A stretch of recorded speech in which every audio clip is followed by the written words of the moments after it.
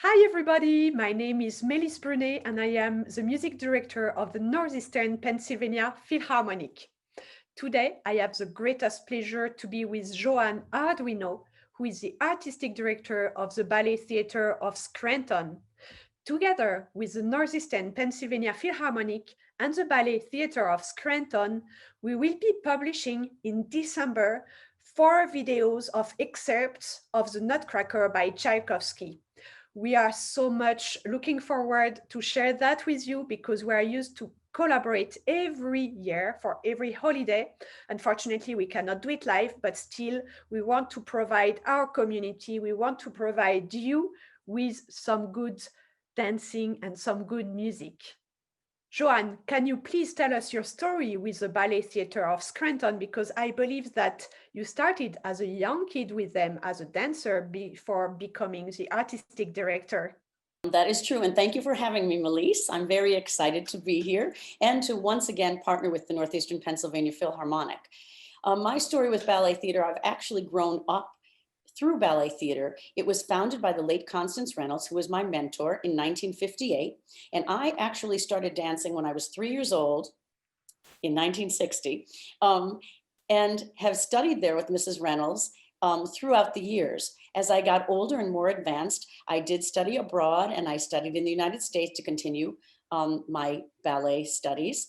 And at one point in about 1978, Mrs. Reynolds wanted to semi-retire. And so she asked me if I would take over the school that's attached to ballet theater, which I did. And then we became partners. And I became her assistant artistic director and eventually her associate artistic director. And then in 1991, when Mrs. Reynolds wanted to fully retire, I took over as the artistic director of ballet theater. It really is a very special place to me because my heart is there. I grew up there. And the traditions and the community that surround it are really wonderful. Now I would like to talk to you about the relationship between the Ballet Theatre of Scranton and the Northeastern Pennsylvania Philharmonic. I've been working there for 5 years, and every year for the holiday concerts, we perform together, and I love that collaboration together because you are so professional, your dancers are so professional, so human, a great leadership. Could you tell us about when did it start, the collaboration with the orchestra, and what do you think it brings to your team? Well, I am very, as I said, very, very proud and happy that we have the long-time partnership. We actually began in 1992 with the Philharmonic. I think possibly I may be the longest person continually with Philharmonic. Between executive directors and conductors, I've known quite a few of them. As far as ballet theater, it is such a privilege for the dancers to dance and perform with live music, to hear the musicians. And I mean, there's nothing better, and I'm sure you agree, than live performance. Just the feeling that you have in that theater, and the hall is filled with the music, and the dancers feel that, and the audience feels that. You cannot recreate that. And so I think that is the most exciting part for us, having the live musicians there, because when we do our performances, we have to use recorded music. Unfortunately, the costs of live music with our ballet production costs are just not possible for us. So the holiday concert is always something we look so very forward to. Thank you. It's so well said. All the vibrations, and also there is a freedom because not one performance or one rehearsal is the same. So there is a lot of creativity going on. And it's a great call also for patrons to sponsor our organization so we can perform more together. Tchaikovsky Nutcracker is very, very important in American culture at that time of the year. Can you tell us about your connection to that music? Because you have danced it, you have choreographed it, you have taught so many people, and probably there is some insights that you can bring to the audience, a personal experience. Well, Nutcracker has a very important significance to us at ballet theater. I think worldwide it is part of our holiday tradition at the Christmas time. In 1976, a little history with ballet theater in the Nutcracker.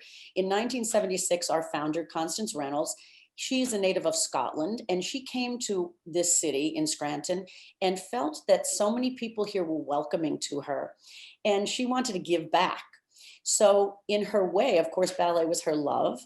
And so she went to the local university, which is Marywood College at that time, and asked if they would partner, because she felt if she wanted to give back, the best thing she could give back was dance. And the best part of the season would be the holidays to give a gift. So of course, Nutcracker was the perfect solution.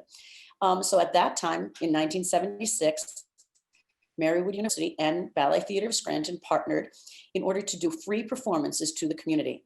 And after Mrs. Reynolds stepped down as artistic director, I continued that tradition.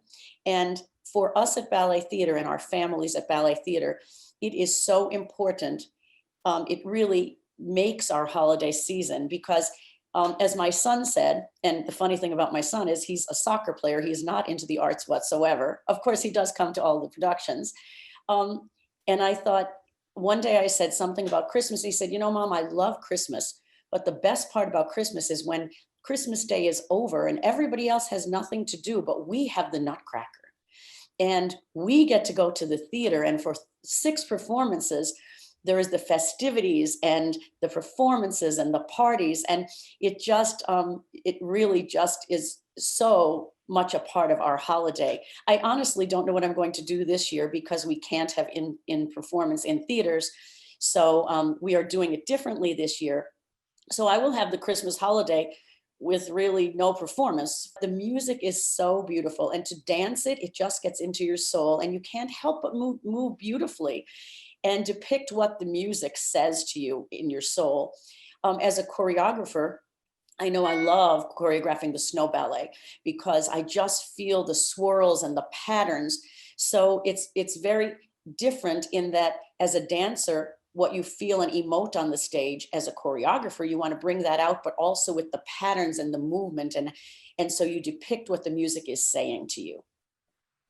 Now, I would like to ask you about one of your hobbies or péché mignon. You pick, surprise us. Well, I think my most favorite thing is spending time with my family. My husband, Paul, and my son, Eric, they are very, very supportive. And my husband actually does music and is very involved in the aspects of ballet theater. But I guess my best hobby is traveling. And I love to travel. Everybody says if I wasn't a ballet teacher or an artistic director, I would either be a travel agent or I would be a marketing person, because I love to also do ads and find out, come up with quips on how to advertise things. We're excited that this year our Nutcracker has been filmed professionally by Keystone Pictures, and we are in the editing process now. But by the time this is aired, we will have already presented 4 free performances, as is our tradition, at the Circle Drive-In Theater. But upcoming, we have 4 performances on the Fox network, WOLF, regionally, and that will be between December 23rd and 26th, and you can just check your local listings. Thank you so much, Joanne, for sharing all of these stories with us. Thank you so much, audience, for being here and listening to us. Do not forget to tune in on our social media in December. We will have 4 wonderful videos, excerpts of the Nutcracker by Tchaikovsky. If you want to support the art, you have 2 great organizations in town in your community that you can support right now, the Ballet Theatre of Scranton and the Northeastern Pennsylvania Philharmonic. Thank you so much, everybody, and be safe. Thank you, Mélisse. I look forward to seeing everybody soon.